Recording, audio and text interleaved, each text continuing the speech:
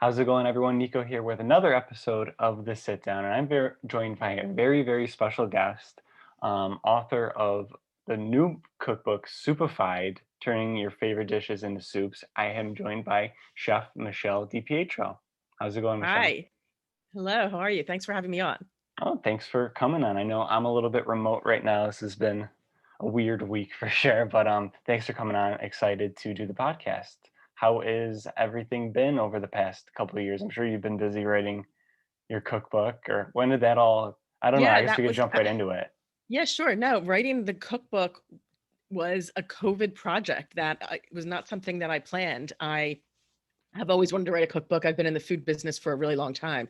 So I think anybody that has been to cooking school or, has worked in the industry has like a pipe dream of like, oh, of course I want to write a cookbook one day. Hmm. And, I had that same dream for many years, but I was always just so busy with like career and life that I never really got around to it. And just had a lot of extra time on my hands.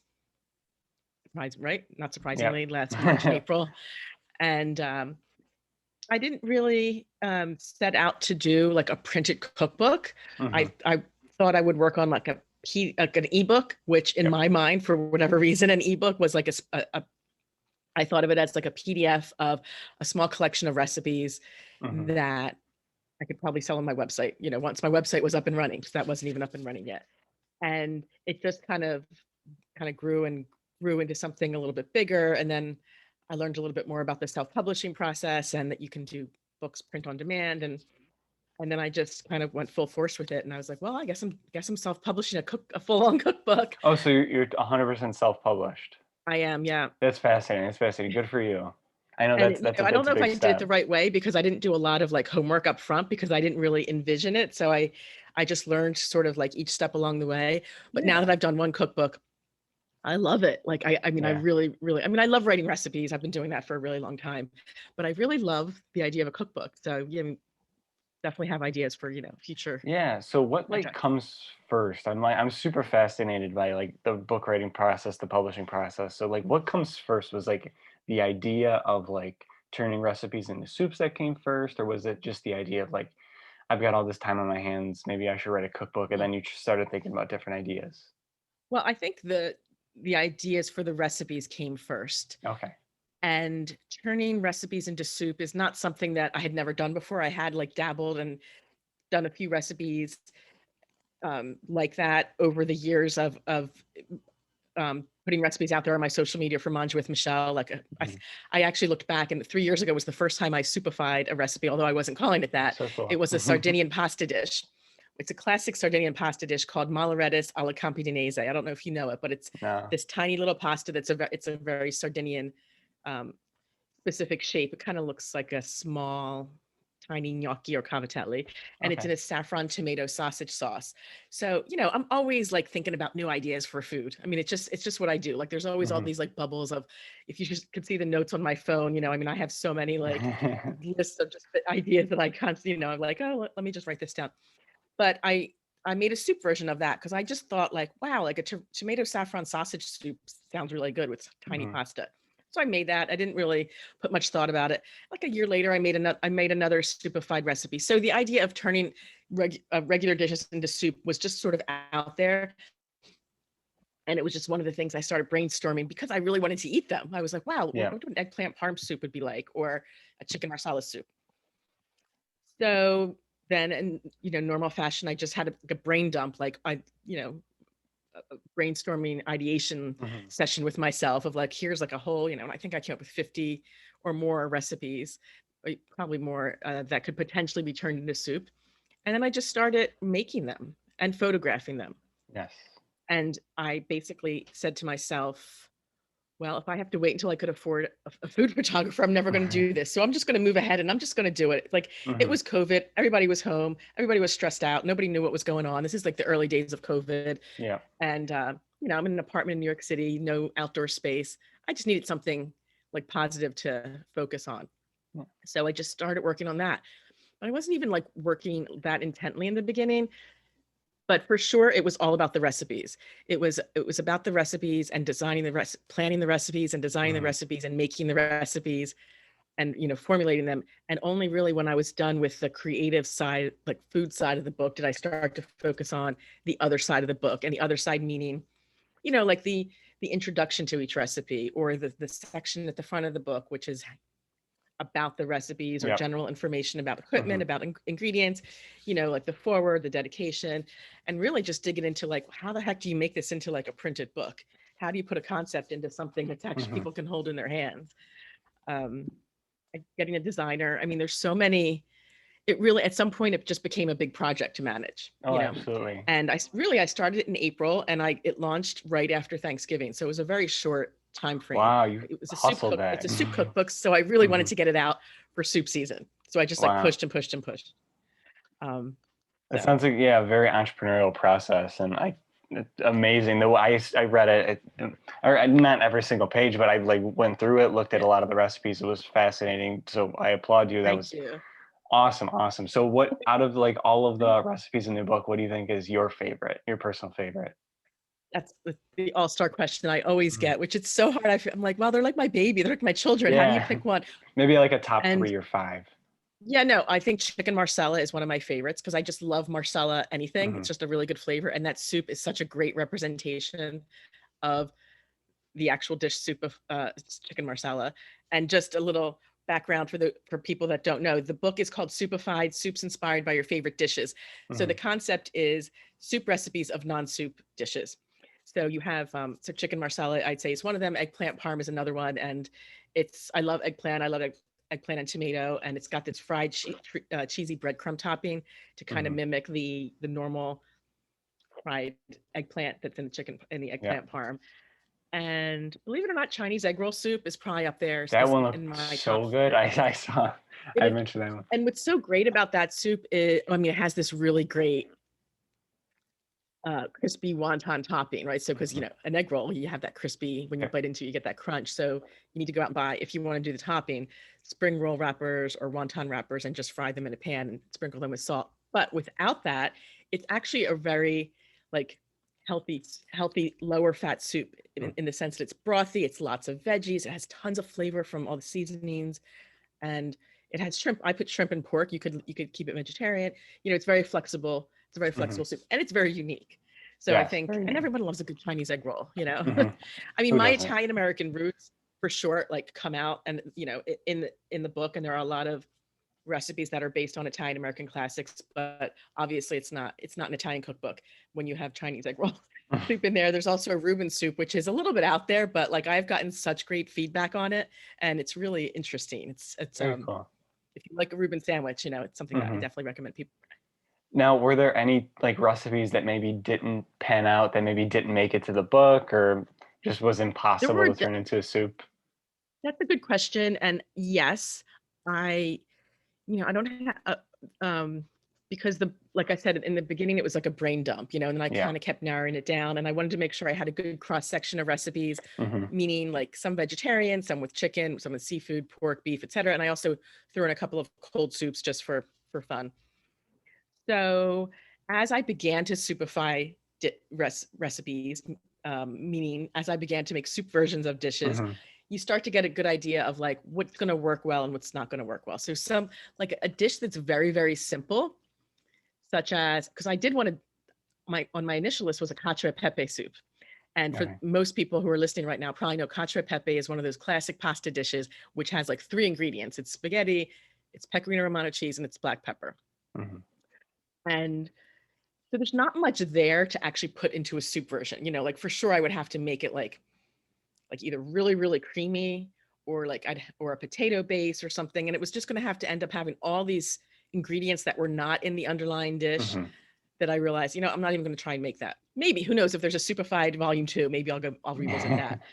And but actually every soup that I made, I did put in the book. So there weren't any soups that I made them and I tasted them. I was like, oh, I don't like this, because Hmm. I planned out every recipe like ad nauseum before I actually went into the kitchen. Like really like all the really examined the underlying dish and the flavors and what ingredients needed to go in, and almost could like, make it in my head step by step before I made it in real life. And I mean, I was lucky. Most of them turned out well. I think there was only one soup that I really had to do again, and it was the twice baked loaded potato soup. And Oh, that's really that because one. I walked away from the stove, and the milk, which is in that soup, Oh. it just broke, and there was no fixing it. So I like immediately Oh. had to make it again, because after each soup, after I made each soup, I then styled it and photographed it. So Oh, you I had literally did everything yourself. That's amazing. I did. I didn't design. I mean, I did hire a designer because I don't know how to like lay out graphic Yeah. design a book, Mhm. but that everything else, yeah, was myself. Oh, so cool. Now it's Lent season, obviously. What do you think's one of the best soups for like a nice Friday like today? Like we're shooting on Friday today, Yeah, so. that's actually a really good question.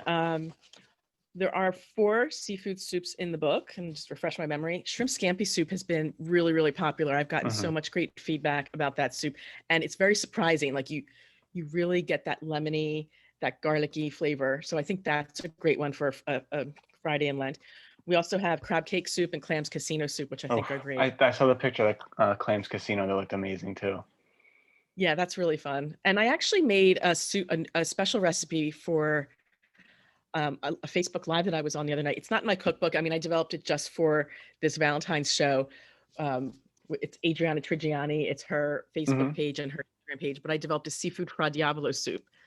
So, again, if there is a SOUPified volume 2, it's going in there. But Yeah. the recipe is out there on her social media. That would be a perfect Friday and Lent soup, or frankly, a perfect Christmas Eve soup. Like it's just got all those wonderful flavors of. Hmm. I think I put shrimp, I put clams, I put mussels, I put scallops, and I made it really, really spicy with Calabrian pepperoncino paste, of course, and then tomato, and I even put some saffron in there. It's a beautiful soup, really Sounds is. amazing. It sounds amazing. So you came up with all these. This is your first cookbook. I guess let's go back to the beginning. How did you first get involved in cooking? And I guess let's take it from there. So I'm an Italian American like you, and I grew up in southern New Jersey, and with grandparents that were immigrants from Italy, and a stay-at-home mom. So I was always around a lot of cooking, and I Mhm. always loved cooking. And I was that 5-year-old who was cooking side by side with her mom, Mhm. making, learning how to make eggs, and then making pasta and gnocchi with my grandmother and sauce, all that stuff. I just always loved to cook, and there was always a lot of cooking going on. So it worked out.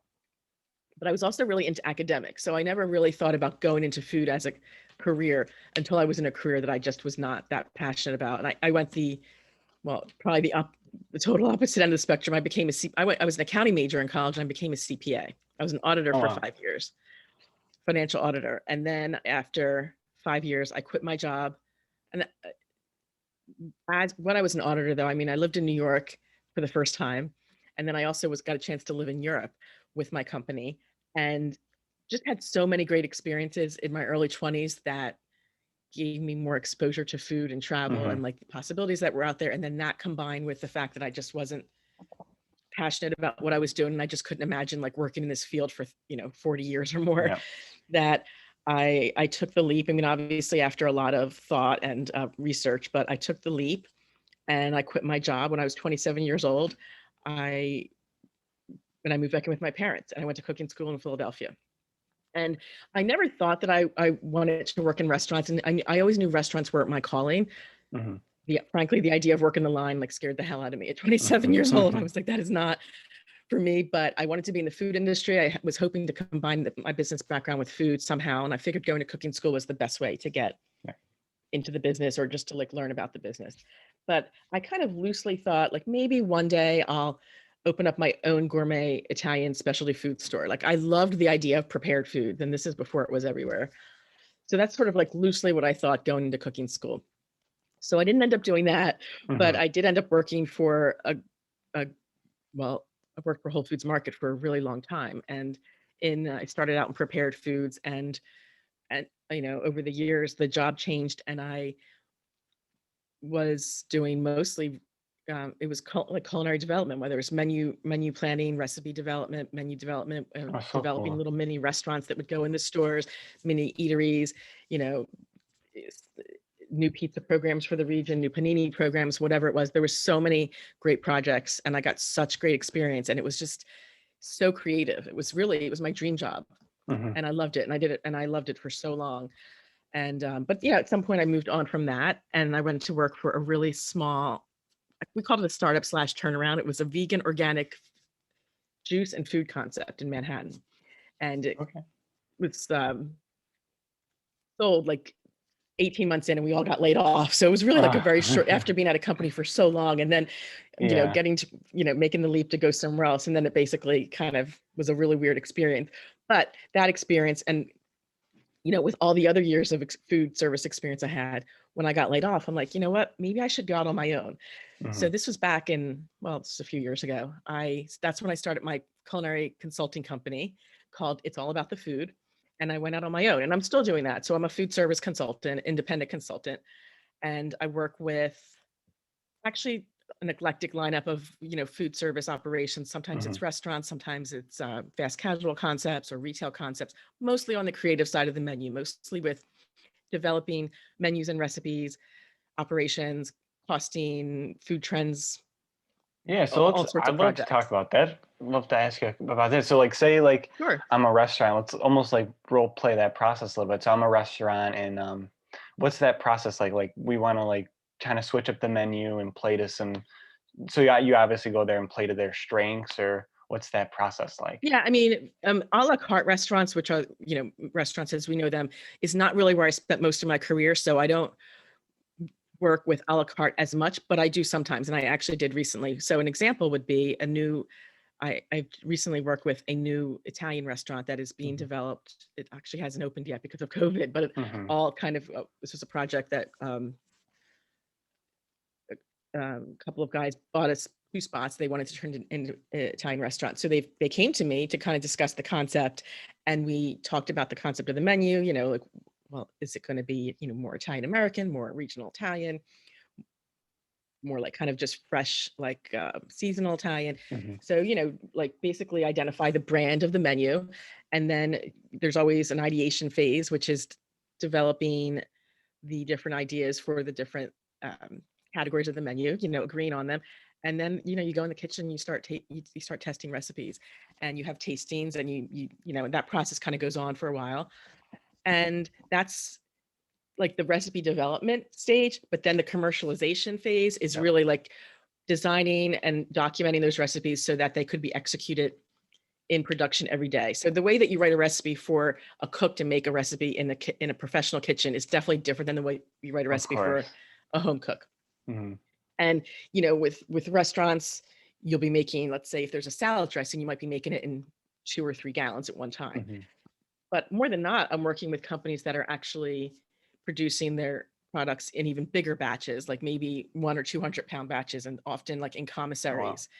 So I'll often get involved in as well in like commercialization of recipes from a 5 pound batch that we've taste tested, and then working with people at a commissary level to help like commercialize it to really big batches. And that's the create. I mean, that's the creative. That's still sort of under the creative umbrella of product Mhm. development, But then I dabble in, if people need me to help with costing the recipes, or sometimes sourcing ingredients, although I don't do that much of that anymore, or just general operations. I've done so much of it, over the career. So Mhm. kind of whatever my client needs, I will do. Um, but as an independent consultant, and I'm sure a lot of people who are listening can understand this, there are peaks and valleys in terms of how busy you are. Oh, for And sure. I know that firsthand. right. So, which is weird for me because I had always worked at like one big company for my basically all of my career. So there are times when you're like super busy and you have like all these different client engagements, and then there are times when you have nothing to do. So it was one of those valleys when I wasn't that busy, Mhm. that I started developing Manja with Michelle, which was my social media account. I mean, I had a social account for It's All About the Food, which was my Mhm. consulting, but I just posted like the kind of projects I was working on and stuff. It wasn't like a strategic social media brand that I was developing.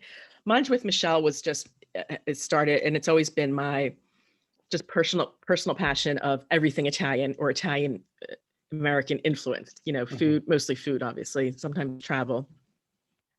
And I started that on Instagram and Facebook, I guess a little over 3 years ago. And I really started it as like, oh, I thought maybe one. if I kind of start this brand and I try to grow a following, maybe one day I can work with brands using their ingredients and products, and it might be a Mhm. great like supplement to my consulting income. So I really only thought of it as a supplement, like a side hustle, I guess. Mhm. Yeah, but and knowing that that would take a while to develop, but what I didn't expect is that it just took on a whole life of its own. Like it didn't even take that long, just that I was just completely not expecting. And what I mean is there were so many relationships that and people that I met through this social media, Instagram. It's really the best of the internet, I think. Like it can really bring people together. And I Absolutely, met so absolutely. many wonderful people that were also doing what I was doing. I met a lot more people in the Italian American community. I include you in that as Mhm. well. And I also, but most importantly, is the connections that I made with the people that were out there making my recipes. And That must feel so in good food when service, it was also so, what's that? I said that must feel great when you see somebody, like, replicating your recipes and tagging you in it too. It, it is the best feeling. I mean, I never really thought about it, and it's not like I wasn't cooking for years, and I loved cooking in developing recipes for the masses as well. But you just don't get that like one-on-one feedback, really with when you see someone who's like sees your recipe out there and they make it, or they tell you like, oh my goodness, what you wrote, that story about when you were growing up, it totally resonates with me because it's so much like my childhood. Like I realized that I was connecting with all these different people and that I had a lot more to offer. And so I just really started to love it. And somewhere along the line, my professional passions kind of shifted. And I mean, I've worked in food service for so long and I still do it and I still love it. But I would love to slowly like change the balance of where I kind of spend my time and over the next, over the, I guess the next part of my career, and Mhm. do more with like Mangia with Michelle and focus on the home cooks and home cooking and Italian influenced food, and less on food service. That's just sort of, I think, the evolution, and I feel like I started with home cooking. I started as a home cook Mhm. at home, and I had this career of, well, public accounting, which is, I feel like I was a different person when I was there. It was so long ago, but like, years and years of working in food service. And now I feel like I've kind of come back to like home cooking again. For sure, maybe a And possible cooking and show in the obviously the future? cookbook is, I would love a cooking show if, I don't think those are easy to come by, but Mhm. I would love it. I love talking about food, and with my background, I love to like also dig into like do deep dives into techniques or ingredients as well. And I always try and write recipes in the most easy way possible for people to execute them. That is what I did for my career, so I continue to do it for people in the home who are cooking. And even though, a lot of the recipes in SOUPified, like I tell people, well, they're not the chicken pastinas of the world. Like they're not the Mhm. soup recipes with 3 ingredients. These are recipes that are, they do have longer ingredient lists because they're trying to replicate a different dish. So there are, there are quite a few number of ingredients, but the recipes are all very easy to execute. I think a lot of times people see a list of ingredients and think, wow, that's a really complex recipe. It's actually not. And once you make 1 or 2 recipes in the book, you notice that there's a formula to making soup. So, you make one soup recipe in the book, you probably can make all the chicken soup recipes. Same thing with like the seafood recipes, or if you make one recipe that's thickened with a roux, which is, flour and fat, you can make any of the recipes that are thickened that way.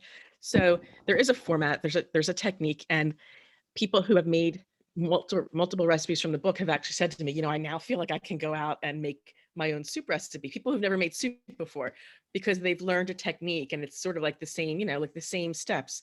You start with, almost always you start with sauteing something in a Mhm. fat, right? Oil or butter, or oil and butter, and then adding more ingredients and like layering the flavors and kind of going from there. So cool. So cool. Now I got a couple just questions based on, like, almost everything we talked about before we get you out of here. We do have, I like, a know I know you talk really a lot. No, no, no, no. It's fine.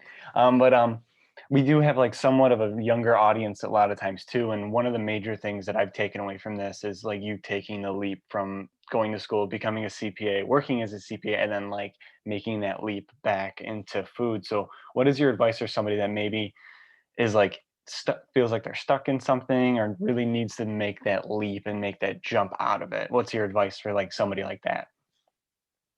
Well, do your research, really think about what the careers are in that field that you're thinking about. Like, what are the different options? I feel like there are so many more opportunities today than when I made the leap in food, because the world is so much more entrepreneurial, and Hmm.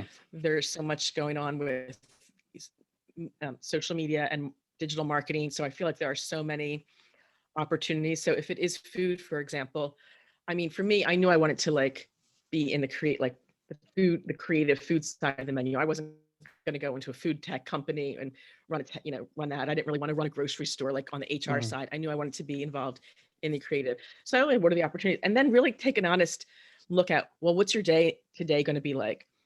Because at least with food, I think a lot of people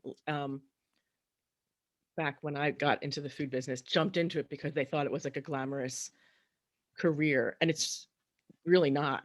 Hmm. It's really very it's kind of it's difficult. If you're actually working in a professional kitchen, it's actually very difficult. So I guess the advice is really take a good look and and talk to as many people as you can who are doing that. But and also, if possible, take some time to actually work in that field, like maybe whether it's on a unpaid basis or some kind of internship basis or a side hustle or even a volunteering on the weekend to kind of get an idea. And I would say, don't wait. I was 27 when I made the leap. I was 5 years into my career, and I just kind of took a look at my career, and I'm like, I cannot be doing this for the next 40 years. Hmm. Like there are too many other things that I could possibly be doing, that there's no reason for me to not change now. And it's better to change now than to change later. And you know what? I'm changing again though, right now. Like Hmm. moving from food service to blogging is not easy. Hmm. It's kind of a long road. I mean, it's something that I'm doing them at the same time. And but it's really opposite. I mean, while they still fall under the food umbrella, they really are very opposite from each other. Many people who are in blogging and writing cookbooks and whatnot. I mean, many of them have not don't also work in the industry. Like it's not necessarily like there's an overlap. So I kind of feel like I'm trying to reinvent myself again. Only I'm a lot older now, and I have a lot more I think to catch up on. A lot of people are kind of. I think a lot of people are realizing early on now, which is great. If if there's not a position out there for them in a company, they'll just create it themselves. Hmm. And I didn't necessarily grow up in that environment. I went to Georgetown. Everybody who went to I mean, actually, I was just talking about this yesterday. You know, I didn't think you don't think about going to Georgetown, going to the food business. It was like, well, you're going to go into finance or business or Wall Street or something, or you're going to go to law school, or you're going to be a doctor, Hmm. or maybe you came from money and you're doesn't really matter what you do and you're going to go, you're just going to keep going to school, that's fine too. But like, I definitely was not in that group. Hmm. So, I don't know if that's really answering your question, but. No, absolutely, for sure, 100%. Well, Michelle, I can't thank you enough for coming on the podcast. Where could everybody, first off, where could everybody buy your cookbook and follow you and all that? You can buy the cookbook. Yeah. So you can buy, obviously it's on Amazon.com. And if you Google SOUPified, you'll find the hardcover really on lots of digital bookstore platforms at Barnes and Noble. It's not really in um, brick and mortar bookstores right now. It's pretty Hmm. much just online. It's a print on Awesome. demand, so but it's definitely out there. So yeah, and my website, mangiawithmichelle.com, and that's Michelle with one L. If you sign up for my mailing list, you can actually get 3 additional SOUPified soups that are not in the cookbook. And those are spaghetti and meatball soup, chicken parm soup, and broccoli rabe, sausage broccoli rabe, and provolone sub soup. Oh my God, those sound so So good. SOUPified the SOUPified recipes keep going on and on and on. And because there's still so many more opportunities to SOUPify out there. Hmm. I mean, I have 31 recipes in the book, but there's definitely, and yep, this is the book, SOUPified. And that's a bacon cheeseburger soup on the cover. Oh, And you can also find me at Manja with Michelle on Instagram and Facebook. awesome. Michelle, thank you so much for coming on. I will definitely be trying out one of those soup recipes and I'll let you know how it Thank turns out. you. But for everybody else, go follow at Mangia with Michelle. Buy the cookbook. It's awesome. I know it is. I've read it. But thank you all for listening and we'll see you in the next episode. Ciao. Thank you.